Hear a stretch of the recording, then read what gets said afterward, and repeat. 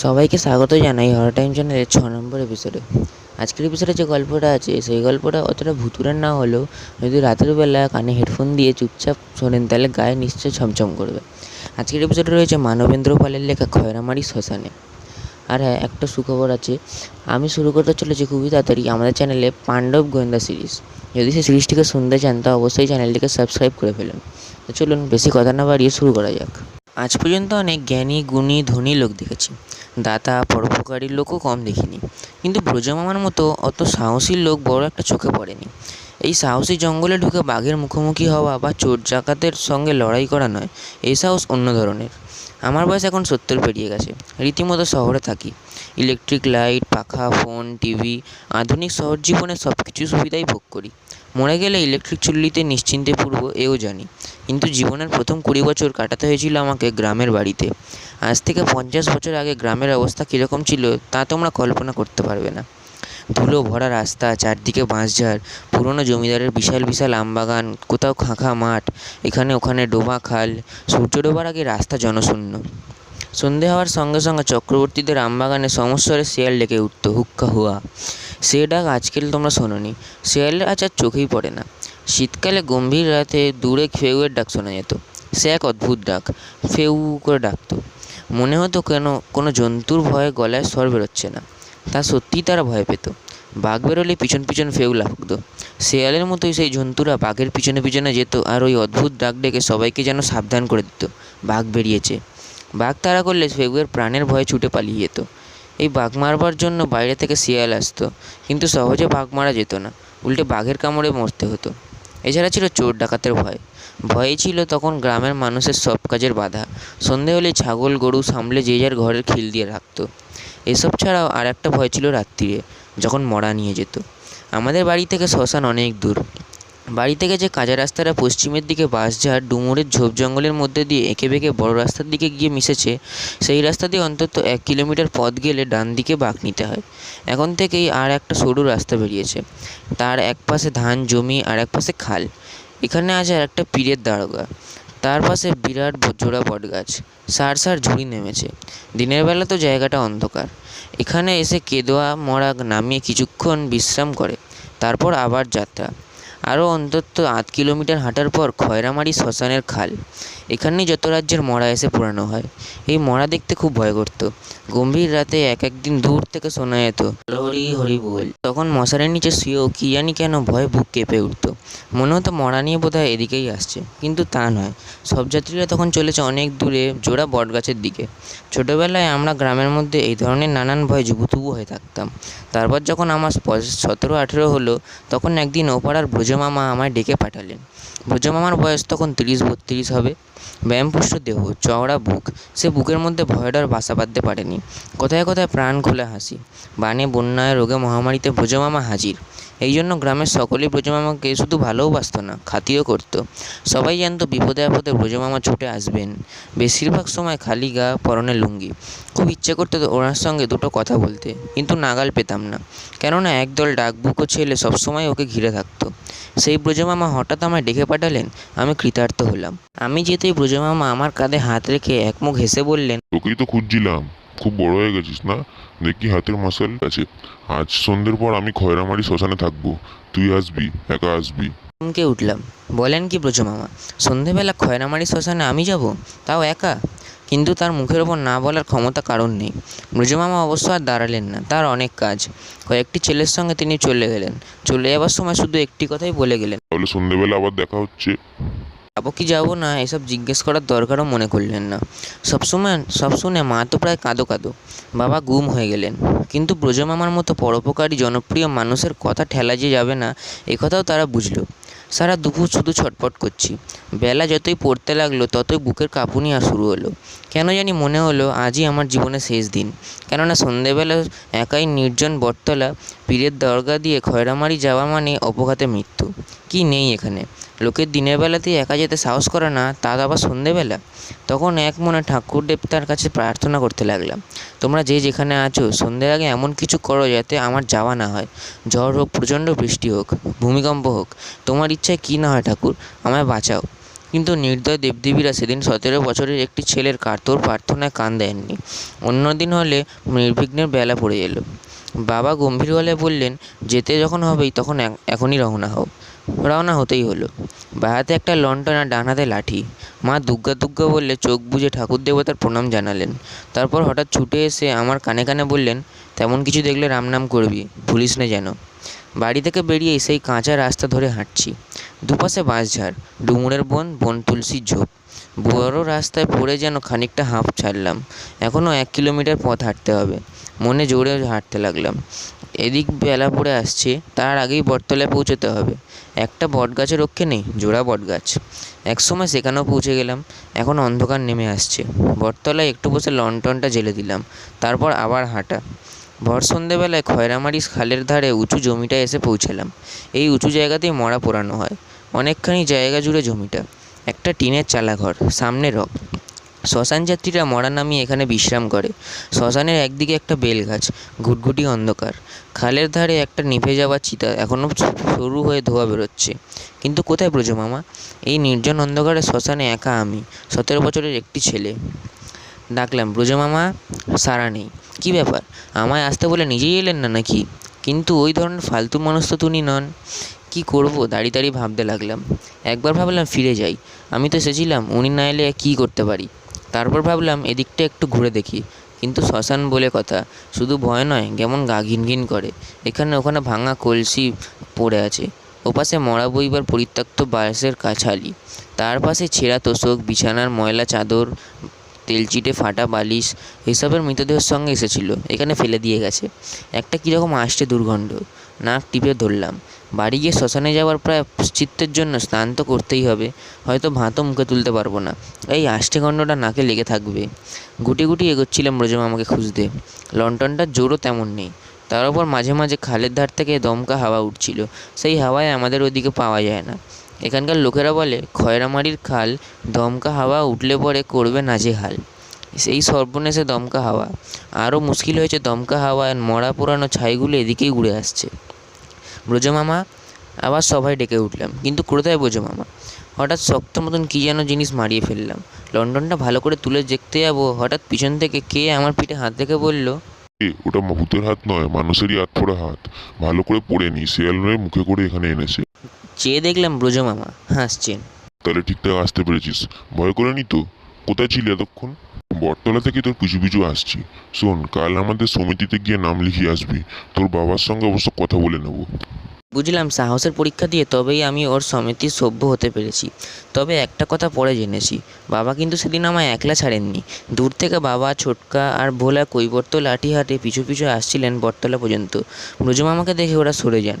ব্রজমামা ভাগ্যিস টের পাননি, না হলে আমাকে দলে নিতেন না। ব্রজমামার দলে নাম লেখাবার পর আমার প্রথম কাজ হলো মরা পোড়ানো। গ্রামে রোগের অভাব নেই, কিন্তু অভাব ভালো ডাক্তারের। ফলে চিকিৎসার অভাবে লোক মরে বেশি, কিন্তু মরা নিয়ে যাওয়ার লোকের খুব অভাব। প্রথমত অনাত্মীয়দের মরা, কী রোগে মরেছে তার ঠিক নেই। সেই মরা কাঁধে চাপিয়ে কত দূরে খয়রামারির খালে নিয়ে গিয়ে যাওয়া মোটেই সুখের ব্যাপার নয়। তার উপর শ্মশানে তো ওই রকম বীভৎস ব্যাপার। জোড়া বটতলা ছাড়া বেলগাছটার দুর্নামও আছে খুব। যত সাবধানে এড়িয়ে যাও না কেন, যদি কোনো রকমে তার অদৃশ্য পথযুগল কারোর পায়ে লাগে, সঙ্গে সঙ্গে তিনি 2 পা দিয়ে তোমার গলার আঁশিটার মতো আঁকড়ে উপরে তুলে নেবেন। এইসব কারণে লোক সহজে মরা নিয়ে যেতে রাজি হয় না, নানা ছলছুতো করে এড়িয়ে যায়। তখনই নিজের দলবল নিয়ে এগিয়ে আসেন ব্রজমামা। সেই দলে এখন আমিও একজন। সেই ছেলে দূরে শ্মশানযাত্রীর মুখে বলে, বড় হলি হরি বল, বড় হলি হরি বল। শুনে ভয়ে কানে যে আঙুল চাপা দিত, সেই এখন মরা পোড়াতে যাচ্ছে। একমাত্র ভরসা ব্রজমামার পাশে পাশে আছেন। আমাদের গ্রামে এক প্রান্তে কাতি খেপি থাকতো। আসলের নাম কোনো কালে হয়তো ছিল কাত্যায়নী। তারপরেই ক্রমে ক্রমে ওই নামটা যে কী করে হয়েছে সেটা বলতে পারবো না। কাতি খেপি হয়ে দাঁড়ালো কুচকুচে কালো মোটা ঢ্যাবঢ্যাবা চোখ, মাথায় রোয়া রোয়া চুল, দেখলেই ভয় করে। কাতি খেপির নিজের বলতে কেউ ছিল না, বেজায় বদরাগী। আর কুঁড়ে ঘরের পিছনে একটা পেয়ারা গাছ ছিল। খুব দুঃসাহসী ছেলেরা পেয়ারা পাড়তে গিয়ে কাতি খেপির গালিতে ভূত ভাগিয়ে দিত। মর মর বাসবুকো, ওলা উঠ, কবে খয়রামারি যাবি? শুধু গাল দিয়ে কাতি চুপ থাকতো না। ইট পাটকেল যা হাতের কাছে পেতো তাই ছুঁড়ে মারত। একদিন একটা ছেলেকে ইট ছুঁড়ে এমন মেরেছিল সে বেচারা মাথা ফেটে রক্তারক্তি কাণ্ড। শুনে ব্রজমামা তখন ধীর শান্ত মানুষটির কাতিখেপিকে তাড়া করে গিয়েছিলেন। কাতিখেপি বটি ছুঁড়ে এমন মেরেছিল যে ব্রজমামার 1 মাস বিছানায় পড়ে থাকতে হয়েছিল। কাতিখেপির আরও গুণ ছিল, সুযোগ পেলেই লোকের বাড়ি ছাগল ছানা মুরগি চুরি করত। একবার একটা ছোট ছেলেই হারিয়ে গেল।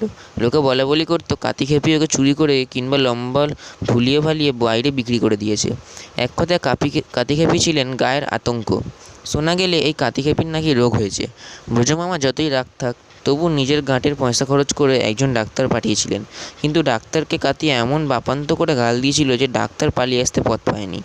2 দিন পর বেলা 3টে নাগাদ বাবা এসে বললেন কাতিটা মরেছে। শুনেই সবাই যেন নিশ্চিন্ত হলো, কিন্তু বাবা বললেন ওকে ঘাটে নিয়ে যাবে কে? কেউ না কেউ ত্রিসীমানায় ঘেঁষছে না। বললাম তাহলে কি করে হবে? ঘরের মধ্যেই পৌঁছবে। বাবা বললেন তাই কি কখনো হয়? একটা কিছু ব্যবস্থা হবেই নিশ্চয়ই। তোদের ব্রজমামা আছেন না? সেই দিনের সন্ধ্যে মুখে ব্রজমামা ডেকে পাঠালেন। দক্ষিণ পাড়ার একজন বুড়ো মরেছে, নিয়ে যেতে হবে। তার আত্মীয় স্বজন কেউ নেই, তবু রক্ষে কাতিখেপিকে নয়। এই ভর সন্ধ্যাবেলা মরা বইবার জন্য মা কিছুতেই ছাড়বেন না, কিন্তু যেতে আমাকে হলোই, কেননা সমিতির নিয়ম অনুযায়ী আমাকে 3 সত্যি করতে হয়েছে। যখনই মরা পোড়াবার ডাক আসবে তখন খালি গায়ে কোমরে গামছা বেঁধে বেরিয়ে পড়লাম। সমিতি থেকে ব্রজমামা আমাদের জনছয়কে নিয়ে বুড়োর বাড়ি গেলেন। বাঁশ কাটা, চালি বাঁধা, নতুন কাপড় কিনে এনে মরা দেওয়া, ঢাকা দেওয়া ইত্যাদি করতে আরও 2 ঘন্টা কেটে গেল। তারপর হরিধ্বনি দিয়ে মরা কাঁধে নিয়ে চললাম খয়রাখামরির পথ। এই পথে আমি মরা বইছি। 4 জন কেদোর মধ্যে আমি একজন। অন্যদের অভ্যাস আছে, আমার নেই। বাসের চাপে কাঁধ টাটিয়ে যাচ্ছে, তবু পারছি না, বলার উপায় নেই। মাঝে মাঝে সঙ্গে আমিও চেঁচিয়ে উঠছি, বলো হরি হরি বল। অন্ধকার হয়ে গেছে। একজনের হাতে লণ্ঠন, কাঁধে মরা তুললেই পায়ের গতি বেড়ে যায়। সবাই যেন ছুটছে। যার হাতে লণ্ঠন সে পিছিয়ে পড়েছে, তারপরও সেও ছুটে কাছে আসছে। তার হাতে দোলানিতে লণ্ঠন দুলছে এপাশ ওপাশ, ঠিক যেমন চালির ওপর বুড়োটার মাথা দুলছে এদিক ওদিক। কখন বড় রাস্তায় উঠে এসেছি খেয়ালই করিনি। এখনও অনেক পথ। একসময় ফেরা ঢালুর কাঁচা রাস্তা। রাস্তা বড়ই খারাপ, এবড়ো খেবড়ো। প্রতি পদে হোঁচট খাচ্ছি। এর মধ্যে আমাকে সরিয়ে দিয়ে অন্য একজন কাঁধ দিয়েছে। এমনি করে একজন পাল্লা করে কাঁধ দিচ্ছে। ফের আমার পালা। ব্রজমামা বললেন, গামছাটা বেড়ির মতো করে কাঁধে নিয়ে দে, লাগবে না। নতুন নতুন তো, তাই ভালো বললাম। হনহন করে ছুটছি। এখন এখানে ওখানে বাঁশঘাট, তেঁতুল গাছ, ডাব গাছ, ওদিকে খাঁখা মাঠ, কোথাও জলাভূমি, ঝোপে ঝাড়ে জোনাকি জ্বলছে, ঝিঝি ডাকছে। হঠাৎ একটা ঝোপের মধ্যে থেকে কি একটা জন্তু মুখ বাড়ালো। তার চোখ দুটো জ্বলছে। আমার বুক কেঁপে উঠল। তার পাশেই আরেকটা, তার পাশে আরেকটা। শুধু তাকাচ্ছে না, দাঁত খিচিয়ে লাফিয়ে পড়ার তাল করছে। আমি আবার ঝোপের ধারেই ছিলাম। ভয় চেঁচিয়ে উঠলাম, ব্রজমামা। ব্রজমামা শান্ত গলায় বলল, খ্যাপা শিয়াল বোধ হয়, ওদিকে তাকাস নে। মরা নিয়ে যাচ্ছি তো, ওই জন্য গন্ধ শুকে এখানে এসছে। কিন্তু আমার মন থেকে খটকা গেল না। শিয়াল অনেক দেখেছি, কিন্তু খ্যাপা শিয়াল কখনো দেখিনি। বেশ, তাই না হয় হলো। তাই বলে একসঙ্গে 3-3টে খ্যাপা শিয়াল একসঙ্গে দাঁত খিচবে? খয়রামাটিতে যখন পৌঁছালাম তখন সন্ধে হয়ে এসছে। জনশূন্য শ্মশানঘাটের একদিকে কাঠের পোস্টে কাঁচে ঢাকা একটা কেরোসিনের ডিবে জ্বলছে টিমটিম করে। অল্প দূরে একটা চিতা সবে জ্বলতে শুরু করেছে। আমাদের কাঠগুলো এনে এক জায়গায় জড়ো করলেন ব্রজমামা। কোদাল দিয়ে চুলো কাটতে লাগলেন। চুলো কাটা হলে ব্রজমামার জন্য অন্য চিতারা দেখতে গেলেন। চিতার দিকে তাকিয়েই বলে উঠলেন, আরে কাতি পুড়ছে যে, কিন্তু লোকজন গেল কোথায়? তারপর চিতার চারপাশ দেখে বললেন, চালি নেই, শুধু ফাটা বালিশ আর মাদুর, একটা বাঁশ। তাহলে বুকে বাঁশ দিয়ে মাদুর মুড়ে মাত্র 2জনে তুলে কুড়িয়ে এনেছে। খেপির কপাল দেখ, চালিতে শুয়ে শুয়েও আসতে পারলো না। তারপর আমাদের কাছে এসে চিতা সাজানো তদারকি করতে লাগলেন। মৃতদেহ যাতে তাড়াতাড়ি পুড়ে যায় সেটাই সবচেয়ে আগে লক্ষ্য রাখা উচিত। চিতার আগুন যেন মাঝে নিভে না কমে যায়, এই জন্য চিতা সাজানোটাই কঠিন কাজ, নইলে মৃতদেহ আধপোড়া থেকে যাবে যে। আমি এসবের কিছুই জানি না। আমার কাজ হলো চিতাগুলোর কাঠ এগিয়ে দেওয়া। তারপর চিতা তৈরি করে ব্রজমামা ভালো করে দেখে নিলেন। এবার বুড়োর মৃতদেহটি 2জনে ধরে খুব যত্ন করে চিতার ওপর শুয়ে দেওয়া হলো। তারপর আবার কাঠ সাজিয়ে দেওয়া বুকের দুপাশে। অনেক কিছু কর্মী আচার এই সময় রাখা হয়, কিন্তু এই বুড়োর জন্য কে করবে এইসব? কাতিখেপিরও কেউ করেনি। সঙ্গে বুড়োর এক নাবালক দূরে সম্পর্ক আত্মীয় এসেছিল। একগুচ্ছ পাটকাঠি জ্বালিয়ে কয়েকবার মৃতদেহটি পরিক্রমা করে সেই বুড়োর মুখে ঢুকিয়ে দিল। ব্যাস, মুখাগ্নি হয়ে গেল। এবার ব্রজমামা চিতায় আগুন দিলেন। বলো হরি হরি বল। আমরাও অমনি ব্রজমামার গলায় মিলিয়ে সমস্বরে চেঁচিয়ে উঠলাম। চিতা দাউ দাউ করে জ্বলতে লাগলো। এবার বেশ কয়েক ঘন্টার মতো নিশ্চিন্ত। আমরা একটু দূরে গিয়ে বসে রইলাম। আগুনের হলকা এখানেও আসছিল, সেই সঙ্গে ধোঁয়া আর চামড়া পোড়ার গন্ধ। শুধু অবিচল ব্রজমামা। এক বাঁশ হাতে করে আগুনের তাপ অগ্রাহ করে চিতার কাছে দাঁড়িয়ে মাঝে মাঝে বাঁশ দিয়ে খুঁচিয়ে জ্বলন্ত কাঠগুলো ঠিক করে দিচ্ছিলেন। হঠাৎ আমাদেরই একজন ভয় চিৎকার করে উঠল, ওরে বাবা গো! তা চিৎকার করে আমরা পিছু ফিরে তাকালাম। ব্রজমামাও ছুটে এলেন। কি ভয়ঙ্কর! দেখলাম জ্বলন্ত চিতার ওপর কাঠি খেপে সোজা হয়ে উঠে বসেছে। তার গলা পুরো বীভৎস হয়ে গেছে। সেই দৃশ্য দেখে সবাই প্রাণপণে ছুটতে শুরু করেছে। আমি কিংকর্তব্য বিমূঢ়, ভয়ে গা হাত পা কাঁপছে ঠকঠক করে। ব্রজমামা হুঙ্কার ছেড়ে সবাইকে ডাকলেন। কোথায় পালাচ্ছিস ভিতর দল? এখানে তো চুপটি করে বস, কিছু হয়নি। একে একে যদিও সবাই ফিরে এলো, কিন্তু দাঁড়িয়ে রইল দূরে। শুধু কাঠি খেপির চিতার দিকে এগোলেন ব্রজমামা। আমাকে ডাক দিলেন, কিন্তু পিশাচের মতো খাড়া হয়ে বসে আছেন কাঠি খেপি। তার কাছে যাই কী করে? ঘাড়ের ওপর লাফিয়ে পড়লে কতক্ষণ? তবু যেতে এলো। ব্রজমামার আদেশ। ব্রজমামা তার হাতে বাঁশটা দিয়ে জ্বলন্ত কাঠি খেপির মুখে গুঁতো দিতেই দেহটা আবার চিতার ওপর পড়ল। কি রে, ভয় পাচ্ছিস? তোরা যেসব ভাবছিস তা নয়। চিতা ঠিক মতো না সাজিয়ে কোনো রকমে জ্বালিয়ে দিয়ে ওরা পালিয়ে গেছে। আগুনের তাপে মাসেল শিরায় টান ধরে ওইসব কিছু হয়। ওসব কিছু নয়। সব কিছু তো নয়, কিন্তু আসবার সময় তিনটে শেয়াল যে একসঙ্গে দাঁত খিঁচড়ছিল তাও কি কিছু নয়? তাই যদি না হয় তাহলে ব্রজমামা সঙ্গে সঙ্গে হরি বল করে উঠেছিলেন কেন? ব্রজমামা আমাদের বৈজ্ঞানিক জ্ঞানটুকু দিয়ে ক্ষান্ত হলেই পারতেন, কিন্তু তার সব কিছু দিয়ে বাড়াবাড়ি। বললেন, কাঁতি বেঁচে থাকতে যা করেছে তাই করেছে এখন, কিন্তু মরার পর দেহটাকে ঠিকঠাক পড়ে না, সেটা না করলে বেচারা স্বর্গে গিয়েও শান্তি পাবে না।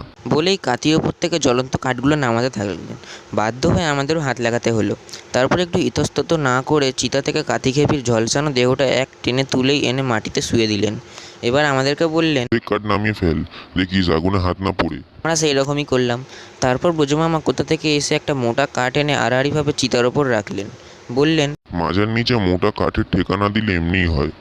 এরপর তিনি আবার কাঠি খেপি সে বীভৎস দেহটা বুকের ওপর তুলে নিয়ে মা যেমন করে ঘুমন্ত শিশুকে যত্ন করে বিছানায় শুয়ে দেয় তেমনি করে শুয়ে দিলেন। কোমরটা রইল মোটা কাঠের ওপর। এবার কাঠগুলোর ওপর চাপিয়ে দে। কত সহজেই না ব্রজমামা আদেশ করলেন, কিন্তু সেই সমস্ত জ্বলন্ত কাঠ জ্বলন্ত চিতার ওপর সাজানো যে কঠিন, সে অভিজ্ঞতা কোনোদিনও ভুলব না। চিতা দাউ দাউ করে জ্বলে উঠল।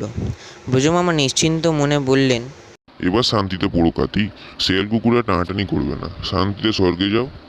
শুনছিলেন মানবেন্দ্র পালের লেখা খয়রামারি শ্মশানে। গল্পটা অতটা ভূতের না হলেও রাতের বেলায় যখন অন্ধকারে হেডফোন কানে দিয়ে গল্পটা শুনবেন তা অবশ্যই গাটা ছমছম করবে। দেখুন, এখন আমি গল্প রেকর্ডিং করা শেষ করলাম আর এখনই বৃষ্টিটা থেমে গেল। কী অদ্ভুত ব্যাপার না?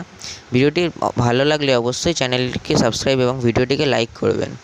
এখন আমি বলতে চাইছি আমি পাণ্ডব গোয়েন্দা সিরিজ শুরু করছি, সেই জন্য আপনার চ্যানেলটিকে সাপোর্ট করতে হবে। আর হ্যাঁ, 50 সাবস্ক্রাইবার হলে অবশ্যই আমি আমার নিজের লেখা ভূতের গল্প পড়ে শোনাবো। তো আজকের মতন এখানেই শেষ করি। পরের রবিবার দেখা হচ্ছে আবার একটা নতুন ভূতের গল্পের সঙ্গে।